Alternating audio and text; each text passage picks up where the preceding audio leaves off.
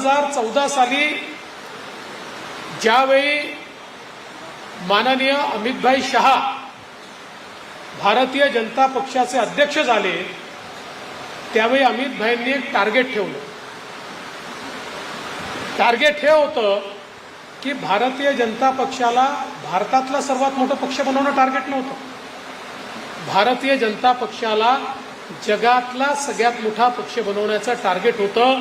कारण तोपर्यंत जगातला सगळ्यात मोठा पक्ष हा चीनचा कम्युनिस्ट पक्ष होता, ज्याचे 8 कोटी सदस्य होते. 8 कोटी.